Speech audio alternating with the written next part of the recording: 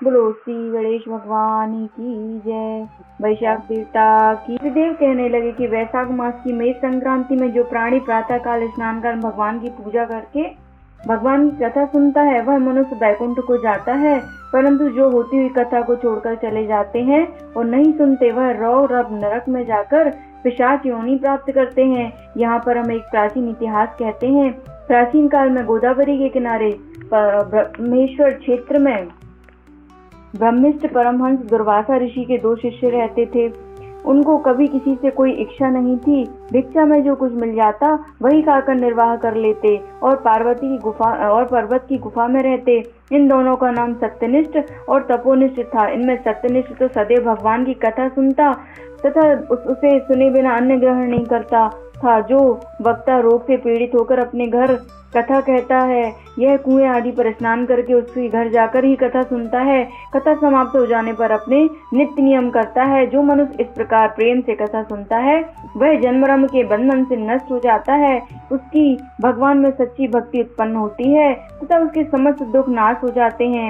इस प्रकार वह सत्यनिष्ठ ऋषि उपनिषदों का यही निश्चय करके सदैव भगवान की भक्ति में तत्पर रहता है और सदा उनकी श्रवण करता है। और दूसरा जो तपोनिष्ठ था वह अत्यंत दुराचारी एवं कर्मनिष्ठ था।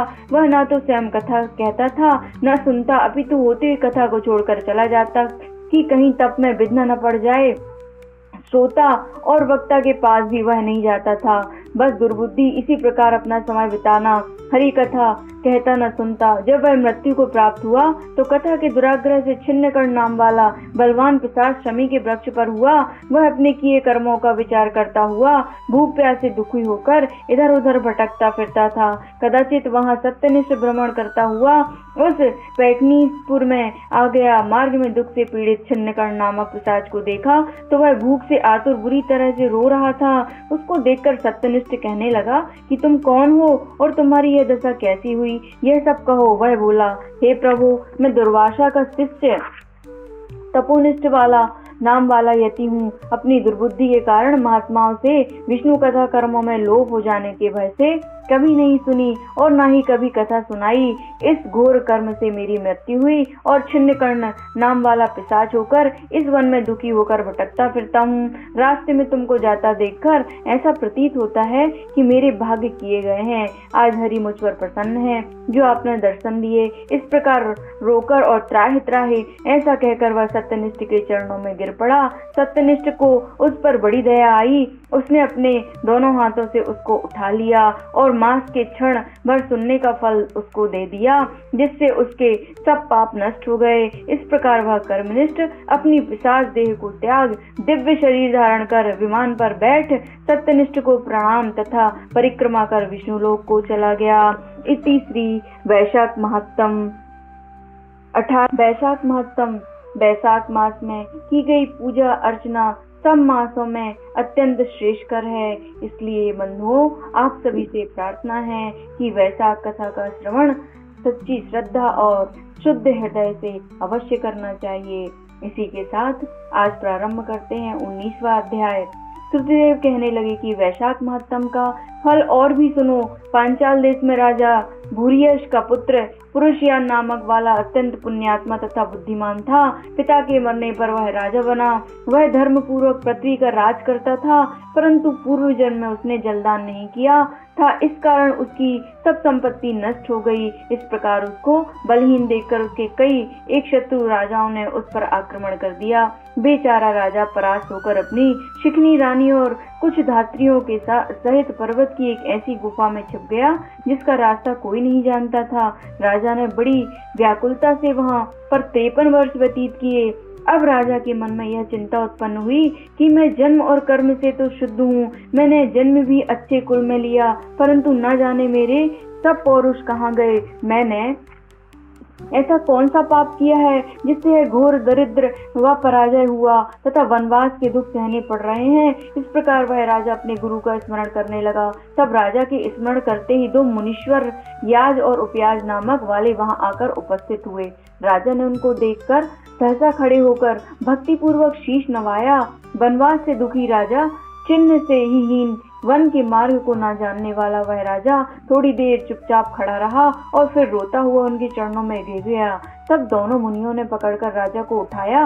इसके पश्चात राजा ने वन के पुष्पों से विधिवत उनका पूजन किया। वह दोनों बैठ गए तो राजा ने बड़ी नम्रता से उनसे प्रश्न किया कि महाराज, मैं जन्म से तो शुद्ध हूँ, पितरों और देवताओं का पूजन भी करता हूँ, पाप से डरता हूँ, प्राणियों पर दयावान, गुरु की भक्ति में प्रीति रखने वाला हूँ, फिर क्या कारण है कि मैं ऐसा दरिद्री हो गया हूँ? मेरा सब कोष नष्ट हो गया, शत्रुओं ने मुझको जीत लिया, वनवासी अकेला क्यों रह गया? मेरे पुत्र पौत्र भाई बंधु मित्र कोई नहीं रहा। मैं निष्पाप होकर राज्य कर रहा था, फिर भी मेरे राज्य में अकाल क्यों पड़ गया? इसका कारण आप विस्तार पूर्वक मुझसे कहिए। राजा के ऐसे वचन सुन थोड़ी देर सोचकर वह दोनों मुनि याज और उपयाजक कहने लगे कि हे राजन, तुम अपने दुख का कारण सुनो। पहले 10 जन्मों तक तू अत्यंत घोर पापी व्याघ रहा। 10वें जन्म में तू बड़ा कठोर हृदय व्याघ का जन्म धारण कर प्राणियों का वध करने में यमराज के तुल्य था। जब 10वें जन्म में तू गौड़ देश में था और अपने घोर बुरे कर्मों में लगा हुआ यात्रियों को निर्दयता से कष्ट दिया करता था, तो उसी समय धूप से व्याकुल 2 बड़े धनवान वैश्य और वेदांगों को जानने वाले कर्पण नाम वाले मुनि वहां पर आए। सिर पर जटा, देह पर छाल के वस्त्र, हाथ में कमंडल लिए हुए उनको आता देखकर तू धनुष बाण लेकर उनका रास्ता रोककर खड़ा हो गया। धनुष बाण लेकर उन्हें मारने के लिए आगे बढ़ा।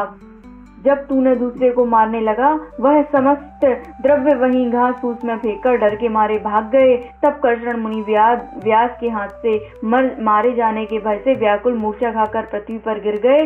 तब तूने गिरे हुए ऋषि से पूछा कि हे वैश्य ने धन कहाँ छुपाया है? फिर एक गड्ढे के पानी से उसके मुंह हाथ धुलाए और मूर्छा न आ जाए, इस कारण उन पर पंखा हवा करने लगा और मुनि से कहा, जब तक मैं इस वन में सशस्त्र हूँ तब तक तुमको कोई नहीं भय नहीं है। निर्धन मनुष्य सदा सुखी रहते हैं तथा तुम्हारे फटे वस्त्र और टूटे बर्तनों को लेकर मैं क्या करूंगा? तुम केवल यह बताओ कि उस वैश्य ने धन को कहाँ छिपाया है। यदि ठीक नहीं बताओगे तो तुम्हें मार डालूंगा। कर्षण बोले कि वैश्य धन को इन वृक्षों में फेंक गया और स्वयं इधर भाग गया। तब व्यास ने ऋषि से कहा कि निडर होकर सुखपूर्वक यहाँ से चले जाओ। यहाँ से थोड़ी दूर पके तालाब में निर्मल जल है, वहां जाकर जल पियो और अपना परिश्रम दूर करके इस स्थान को चले जाओ।